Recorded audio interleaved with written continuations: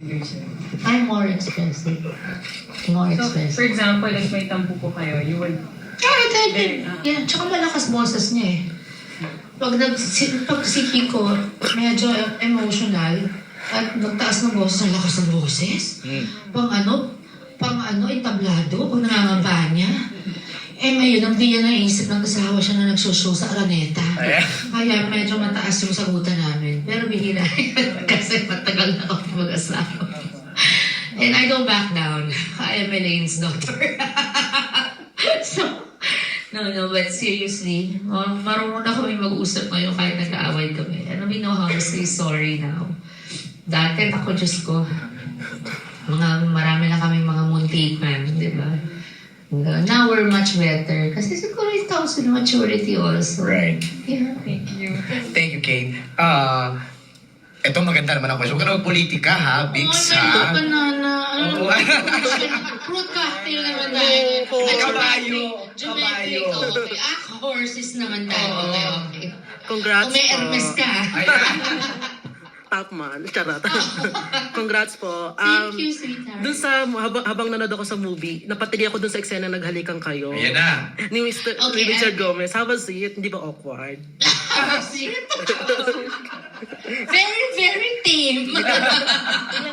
Sabi ko, oh wow. I told Frankie nga, sabi ko, honey, do you know that our scenes there, me and Tito Richard are kissing scenes in the movie?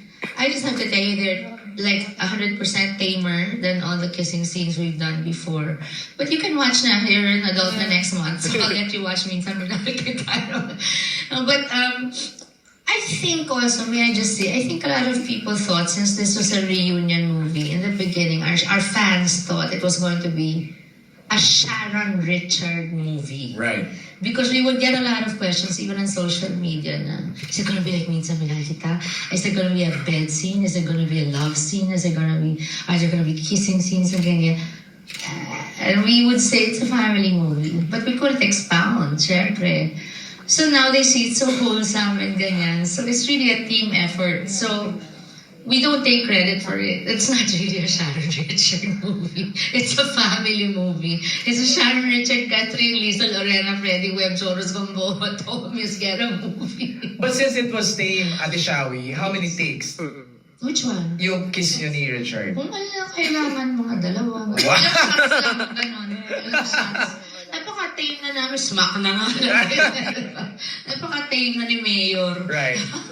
Hindi naman kasi kailangan, no. Nandun pa si Frankie nung premiere night. Ano yung reaction niya?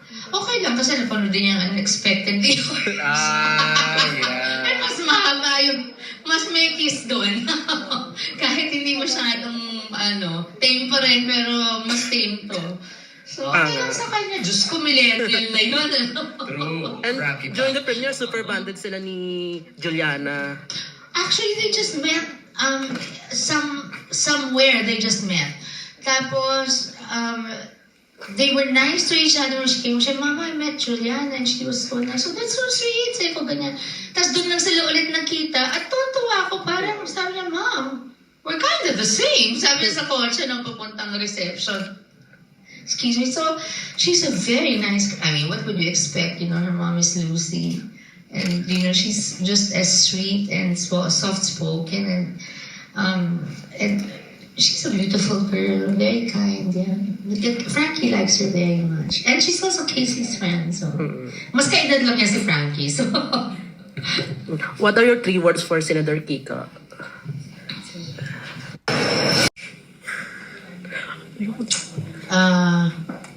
You're my hero. Gusto ko yun.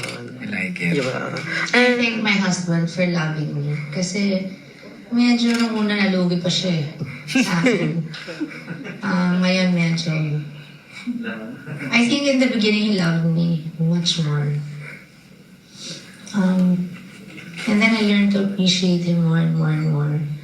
Now I see very clearly how very unique and special my husband's love for me is.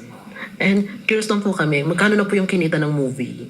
I have to tell you, no, I'll tell you the truth. Kasi nga, iniisip ng mga tao parang baka mag-unexpected. Everybody is expecting every movie to make the same amount. That's not possible.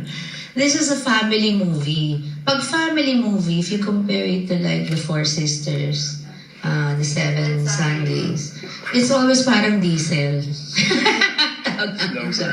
Yesterday, it made something like 6.5 million. And ang tawag nila sa araw kahapon, araw ng peligro. You know why? Kasi ang sweldo today. Oh, yes. So, hindi kami nagpapanik because it's not a flop, obviously. It made 6.5. And tomorrow starts the beginning of a long holiday. That's right. So, we've had movies like this before. Kaya relax lang kami. Yeah. Kasi you know why? It's a beautiful movie.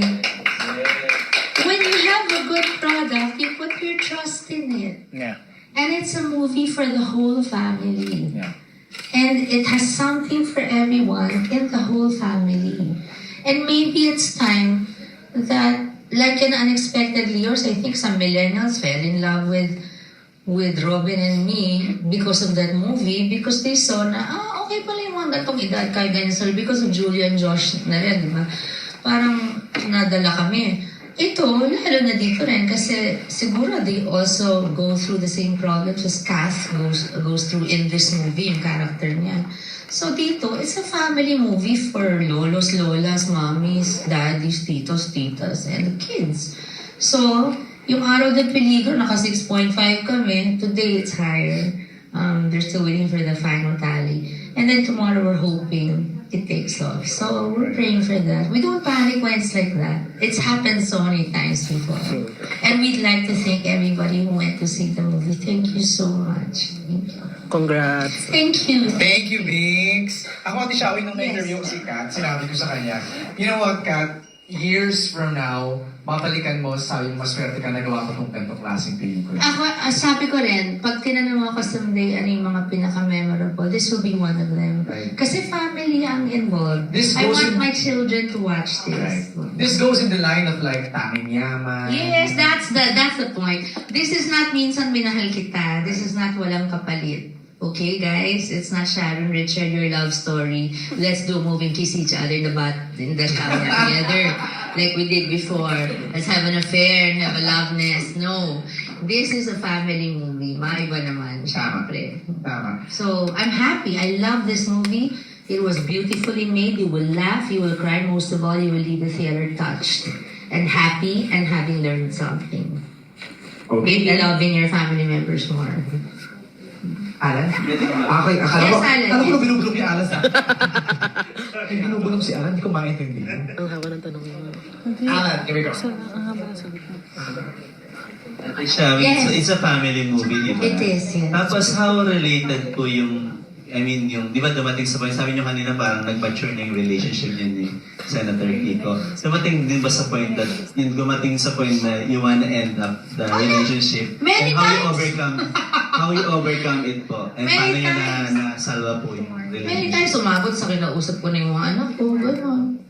Tapos, biglang, I'll stay here first.